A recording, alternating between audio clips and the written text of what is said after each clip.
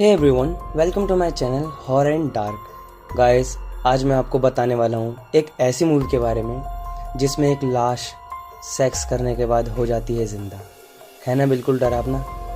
तो गाइस, आप अपना दिल और अपना समझ ही गए होंगे।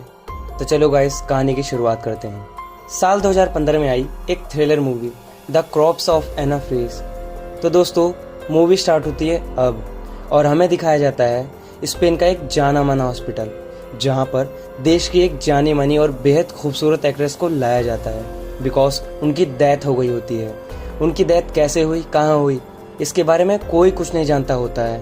और इस हॉस्पिटल में जितनी भी डेड बॉडीज होती हैं, उनकी देखभाल के लिए एक पाउ नाम का बंदा होता है। उसके अंडर में ही सारी डेड बॉडीज रखी जाती हैं। और जब इस बार पाउ ने देश की सबसे खूबसूरत एक्ट्रेस की डेड बॉडी को अपने सामने देखा तो वो हिल सा जाता है और उसकी नीयत खराब हो जाती है। वो एना की बॉडी के साथ अपनी पिक लेने लगता है ताकि वो अपने दोस्तों को दिखा सके। और फिर इसके बाद पाउ के दो दोस्त हेवी और इवान भी वहाँ आ जाते हैं और उसको बोलने लगते हैं कि हमें एक पार्टी में जाना है, तो हम तुमको लेने के लिए आए हैं। लेकिन पाउ की शिफ्ट खत्म होने में अभी 1 घंटा बाकी होता है। लेकिन पाउ के दोस्तों को सब्र नहीं होता और फिर वो अपना प्लान चेंज कर लेते हैं और हॉस्पिटल के पीछे वाले डस्टबिन के बगल में जाकर के नशे करने लगते हैं। पाउ उनको हॉस्पिटल में आई एना फ्रीज की डेड बॉडी के बारे में बताने लगता है। ये सुनने के बाद उनका शैतानी दिमाग कुछ करने के लिए सोचता है और उसमें से एक दोस्त पाउ से बोलता है कि उन्हें एना की बॉडी को पास से देखना है। जीते जी तो हम उसको देख नहीं पाए, कम से कम मरी हुई देख लें। उनके काफी फोर्स करने के बाद पाउ उनको मर्चरी में ले जाता है।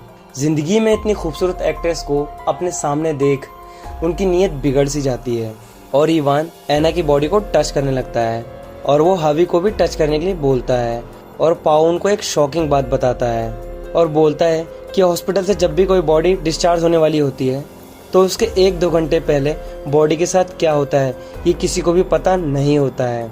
और जब भी कोई डेड बॉडी डिस्चार्ज होने वाली होती है तो हम उस बॉडी के साथ जो मर्जी चाहें वो कर सकते हैं। और तो और मैंने 16 साल की लड़की के साथ बहुत कुछ किया भी है, जिसकी क्लिप्स और पिक्स वो अपने फ़ोन में दिखाता है। और उसकी ये सारी बातें सुनकर इवान का शैतानी दिमाग चलने लगता है और वो बोलता है कि ये सारी चीज़ें हम इस एक्टर के साथ भी कर लें बिकॉज ये किसी को बताने वाली तो है नहीं और हमें इसके साथ ये करता कोई देखने वाला भी नहीं है। हावी को उनकी ये बात पसंद नहीं आती है और वो उनको ये सब करने से मना कर देता है, लेकिन वो लोग उसकी बात नहीं सुनते हैं। तो हावी खुद को एक रूम में बंद कर लेता है। अब शुरू होता है दरिंदगी का एक गंदा खेल। सबसे पहले इवान आना के ऊपर पड़े सारे कपड़ों को एक एक करके उतार देता है और उसकी बॉडी को ऊपर से लेकर नीचे तक छूने लगता है। फिर आना की डेड बॉडी के साथ सेक्स करने लगता है। पाउ को इन सब से कोई फर्क नहीं पड़ता क्योंकि वो ऐसा खुद कई सारी डेड बॉडियों के साथ कर चुका होता है। और इधर कुछ देर बाद जब इवान भैया का मन भर जाता है तो वो वहाँ से निकल लेते हैं। फिर इसके बाद अब बारी आती है पाउ भैया की। पाउ भाई का लेवल तो 7वें आसमान पर होता है। वो ना आओ देखते हैं ना ताओ, सीधे एना की बॉडी पर चढ़ जाते हैं। पाउ अपना काम निपटा ही रहा होता है कि तभी होता है एक ऐसा करिश्मा। एना की आंखें खुल जाती हैं।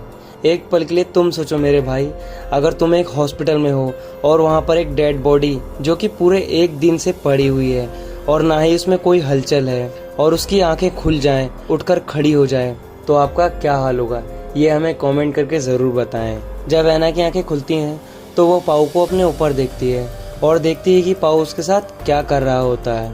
एना की आंखें खुली देखकर पाउ भैया की तो हवा निकल जाती है और पाउ भाई नीचे जमीन पर गिर जाते हैं और जोर जोर से चिल्लाने लगते हैं। पाउ की आवाज़ सुनकर इवान और हबी भी वहाँ आ जाते हैं और जब वो वहाँ पहुँचते हैं तो वो देखते हैं कि आना उठकर उनके सामने खड़ी होती है। हैवी आना को जिंदा देखकर खुश होता है और ये कहता है कि इसको डॉक्टर के पास ले चलते हैं, नहीं तो ये कहीं फिर से मर ना जाए। लेकिन इवान के मन में ये चल रहा होता है कि अगर कहीं ये ठीक हो गई तो ये हम सबको नहीं छोड़ेगी। इसलिए इवान बोलता है कि हमें इसे मारना होगा, नहीं तो ये हमें नहीं छोड़ेगी। लेकिन हावी इन सब के खिलाफ होता है। हैवी और इवान के बीच लड़ाई होने लगती है और इवान हैवी के सिर पर मार देता है और लड़ाई खत्म होती है हैवी की मौत के साथ। इसी बीच एना हैवी का फ़ोन निकाल लेती है और अपने फादर को कॉल कर देती है। एना बोलती है कि मैंने अपने फादर को कॉल कर दिया है, वो आते ही होंगे यहाँ पुलिस के साथ, वो तुम लोगों को नहीं छोड़ेंगे। ये सुनकर पाउ और इवान डर जाते हैं और वो एना को कुछ नहीं करते। वो उसको डॉक्टर के पास ले जाते हैं। लेकिन जब वो उसको डॉक्टर के पास ले जा रहे होते हैं तो बीच में ही हेवी का फोन बजने लगता है और इवान कॉल उठाता है और उधर से एक बंदा बोलता है कि वो कॉल पिक नहीं कर पाया था जब उसका कॉल आया था। तो इवान समझ जाता है कि आना ने उससे बचने के लिए झूठ बोला। इवान समझ जाता है कि आना यहाँ से भागना चाहती है। इसके बाद वो दोनों आना को वापस मर्चरी में ले जाते हैं और यहाँ लाने के बाद इवान चला जाता है वो डस्टबिन लेने के लिए जिसमें उन्हें हेवी की बॉडी को ठिकाने लगाना होता है। और जब इवान डस्टबिन लेने गया होता है तो पाओ अकेला एना के पास होता है। तभी एना को एक आइडिया आता है खुद को बचाने का। वो पाओ से बोलती है कि इवान तुम्हें धोखा दे रहा है, वो मुझे मारने के बाद इन दोनों कत्ल का इल्जाम तुम पर डाल देगा। ये सुनकर पाओ बेहद डर जाता है, लेकिन वो आना की बात पर ज्यादा ध्यान नहीं देता और उसके मुंह और हाथ पर टेप लगा देता है। और फिर वो दोनों मिलकर एना की मौत की प्लानिंग कर रहे होते हैं। इवान बोलता है कि इसको जहर देकर के मार देते हैं, लेकिन पाओ कहता है कि जहर देने से ये जल्दी नहीं मरेगी।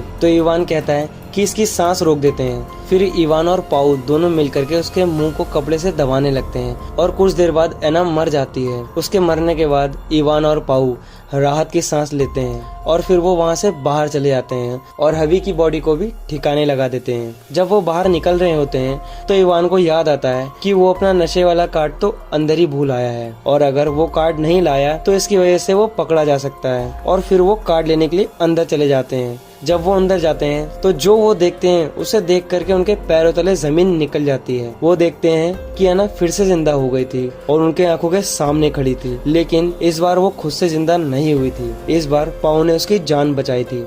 अब आप लोग सोच रहे होंगे कि ये कब हुआ, तो मैं आपको बताता हूँ। जब इवान हेवी की बॉडी को ठिकाने लगाने के डस्टबिन लेने गया होता है उस टाइम एना ने पाओ का ब्रेन वॉश कर दिया था और बताया था कि हेवी की जान इवान ने ही ली है। इवान ने हेवी का गला दबाया था। ये सुनकर पाओ सैड हो जाता है और अना को बचाने की प्लानिंग करता है।